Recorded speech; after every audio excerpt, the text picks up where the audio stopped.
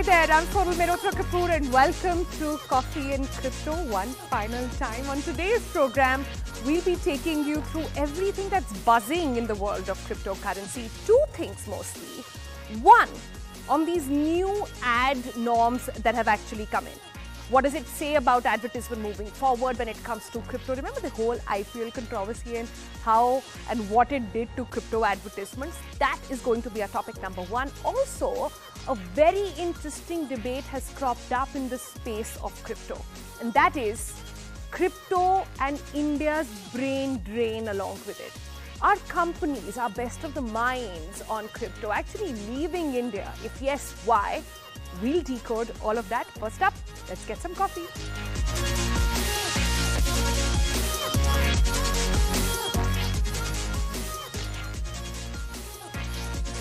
The world is an unsettled place at the moment, my friends, but the good news at the moment in terms of crypto, not the markets, yes, they're all bleeding and perhaps will remain so for some time, but it is some clarity that has come in on advertisements. Let's talk about that first. For a few months now, advertisements on crypto exchanges have flooded TV screens, and keeping investors' interest in mind, the Advertising Standards Council of India, which is sort of a self-governing body, you can take them as an advertising watchdog as well, have said that all ads for what are now called virtual digital assets, or VDA, as was defined by the finance minister in the bill as well, in the budget as well, should put disclaimers. Now, so gone are the days when Bollywood stars like Ayushmann Khurrana or Ranveer Singh could just freely urge you to spend your money on crypto assets without highlighting the risks tied to such products. India's top advertising watchdog has now come up with a policy on this. They are basically going on to say that there will be a detailed follow-up on how things work. So no longer can people just come out and say that you can invest in crypto and it's a way to make quick buck. There will be disclaimers put out in print advertisements, also in digital advertisements. Time has been defined as well. And this is said to be a huge shift in which India will look at advertisements. Remember, all of this is sort of rolling back from the time when the Prime Minister started by saying that there is a lot that needs to be done to curb expectations, a lot to be done to ensure that crypto is not landing up in hands which do not understand the system very, very clearly. So that is the focus today, and let's introduce our guests on segment one of the program. Joining us today is going to be Siddharth Sogani. Also with us is Ajit Khurrana, both very regular on the program. We'll be joined in a moment by Dr. Aruna Sharma as well. Siddharth, let me begin with you first. How did you take the news of these disclaimers coming in? We've been putting out disclaimers right from the very beginning as responsible people talking about cryptocurrency. But which way do you see this going? Also, a lot of debate going on yes, disclaimers are needed. But is it going to make ads more expensive? And at the end of the day, people wondering, is this good news? Is this bad news? How exactly are you reading it? I mean, see, crypto is, you have to explain the entire thing properly, right? So I think that's a good way to do it. Any disclaimers which are coming in should be given enough importance, and the voice out. I mean, it should not be a very hurried disclaimer. So that way, it's a very good thing. But I still think that that will make things expensive for the companies, because they will have to spend more on the airtime, and even on the print advertisements, 1/5 area should be covered with disclaimers. So it's I mean, it's definitely a good thing, but they should ease it a little bit so that interesting advertisements can be made. Because when we look at the world, they are really making amazing advertisements when it comes to crypto. Right, so it's a step in the right direction is what I'm hearing from you. But where do you see these disclaimers and those rules that have come in? And would you say it's a huge relief in a way? Because so far there was a lot of ambiguity on which way this is going. And in my understanding, perhaps taxation. We're still waiting in for a regulation clearly on this front, and that is going to clear the air on everything. But with taxation coming in, there is a certain ease in the system on adoption of crypto ads? See, it's I won't say disadvantage, but the innovation and advertisement, especially when it comes to crypto, like you see the international exchanges, crypto.com or you see FTX, they are making amazing and really informative advertisements with a very clear, thoughtful message, right? So when you restrict advertisements with disclaimers and some things which may be important to know in order to understand the concept of this unprecedented technology, I believe it slows down the entire process. I mean, that's the gist of it. Right, it does slow down the process, but where do you see, I'm trying to understand, disclaimers? A common man reading this would be, what kind of disclaimer is this? What kind of messaging are we seeing as well? And is this a sort of a way for the government to give you a messaging here? Are these the tobacco kind of disclaimers or mutual fund kind of disclaimers? Where, in what realm does this really fall? So yeah, we when the advertisement disclaimer came in, we keep making internal reports for our assessment. So we just noticed that the international exchanges like FTX, they spent $135 million on a 19-year deal, $210 million on naming rights, and they have brand ambassadors like Matt Damon and Tom Brady. So we have a long way to go. I mean, their one deal is our entire year spent with all the exchanges put together. So we have a long scope to improve our advertising, budgets. You're right. You're right. But I think it's IPL really sort of got everybody's attention to the kind of advertisement that was being made as well, and so important. Last question really, Siddharth, on the idea here is quite noble, right? The Prime Minister has talked about it. We're talking about this on a day when Supreme Court is looking into a case of Bitcoin scam, and they're looking at redefining how this entire space works as well. So very important for not just government to enforce these disclaimers, but ads to be made in a more conscious way. Definitely, advertisements and disclaimers do make the viewer aware that this is something to do with risks, right? So, but that's a mere formality, I mean, it's a way where government secures and does the needful. But a lot of people getting into the crypto space, they don't really care about the disclaimers, right? There should be more emphasis on what kind of ads are being made, how informative and educational those ads are. So the focus should be there and not on the disclaimers, because you never hear the disclaimer what it is saying, but you see what is happening in the advertisement. So I believe, I mean, disclaimer is a mere formality, but there should be something which says that the advertisement should be educational, which makes the viewer aware about the risks involved in this space. Absolutely. Thanks, Siddharth, so much for your insight on that. Let me go to somebody who also has another very good insight on ads. It's Dr. Aruna Sharma back with us on the program. Always lovely to have you, ma'am. You've had a lot to say about advertisements, the way they've been going on. Your first thoughts on how are you seeing the advertising watchdog coming out with these guidelines? I look at it from 3 points of view. There was a wonderful advertisement which all exchanges had put together before there was a ban on the advertisement, telling that they follow the KYC and they check it and they have a transparent methods, etc. All the apprehensions were addressed. So that kind of advertisement is one set of advertisement.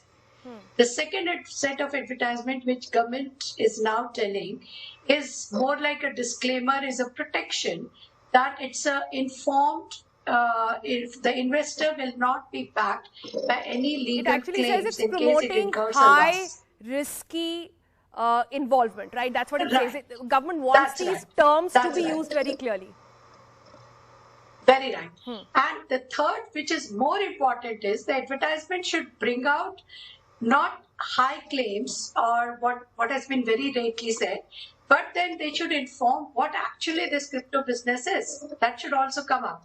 So this disclaimer kind of a thing will come like a fine print below, which half the people can't read.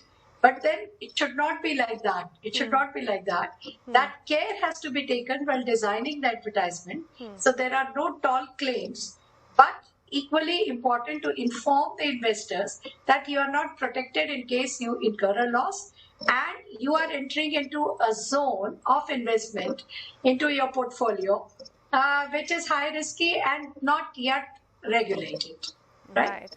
So those terms have come. For me, that was the biggest catch, that those terms have been defined very clearly by the council as well.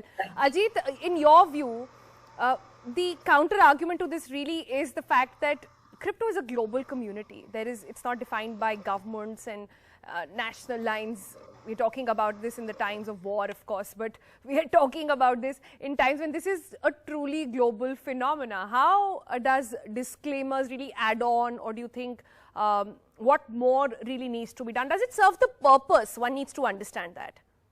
So, since Siddharth and Aruna ji have talked at length about disclaimers, I will try to broaden it to the entire guidelines, because disclaimer is just one part. In fact, the first few lines of the guidelines, there are other things about what words you can use, what implications you can make, how you compute returns, and the fact that you cannot compute returns if they are less than a year, etc. On the whole, very positive. Disclaimers probably don't work, otherwise fewer people will be smoking. But I still feel that the overall guidelines, some part of it is funny, where they say that you cannot claim that cryptocurrency is a cure for personality disorder. If you don't believe me, go and read that. It actually says that in the guideline. Okay. In fact, earlier today, I asked the council on Twitter whether these guidelines apply to ads as it's made out to be. What if people players put it on their own website or their own social media or their email? They said literally everything. Or influencers like you, do you come under the radar? I think that everybody should come under this radar. On the whole, I must say that while several players have been quite responsible in the way they have advertised, but there are some who are just so embarrassingly obnoxious that on the whole, great step forward for the industry. It may not discourage people in the way it is meant to be, because the cigarette disclaimer says you take cigarettes, you get cancer, you probably die. But the mutual fund disclaimer is very nice, and it says, past performance is not indicative and name of the scheme is not indicative. This is somewhere in between those two, because it says it's high risk. Agreed. It also says if you lose money, nobody might be able to help you, which is not completely true, because India has Consumer Protection Act, we have the police, we have the Criminal Procedure Code. So I think it has been slightly harsher than expected, but on the whole, much better having it than not having it. Very wise words there, Ajit, indeed. Aruna ma'am, your closing thoughts. If the government is listening in, Ad Council is listening to you right now, what words of wisdom do you have for them? Not words of wisdom, but having a deep dive in the sector, trying to understand how it is operating. I will like to say rightly that when you are putting a disclaimer, the idea is to inform the citizen. And when they are saying there is no claim, the government is saying that like in bank account, you have a protection of 5 lakhs in case the bank becomes red. Nothing of that sort is coming here, which is equally true for the share market and mutual funds. True. So that angle has to come out very clearly to the investor to understand that you don't have that protection at all when you are indulging into this. And it's more a step towards making the investor more informative, which was one of the concerns of the RBI, that people are just heading for it, thinking for quick gains without understanding the risk factors. So maybe it's a step towards it. So one should take it that way. So I will say, yes, fine, it is good. At least now they are allowing them to put an advertisement. So it's a step forward. How wisely it is used, how correctly in spirit it is used is to be watched, so that they don't fault on those lines. That's right. But if you look at the international standards there, from Grand Prix to Wimbledon, everywhere, cryptos everywhere, and how does one really get eyeballs and sort of restrictions and all of that awareness happening? Well, that's going to be an interesting space to watch out for. For the moment, thank you both for joining us on that segment. We're going to slip into a break. Coming up on the other side, remember we talked about the crypto brain drain. What's that? Stay tuned if you want to know.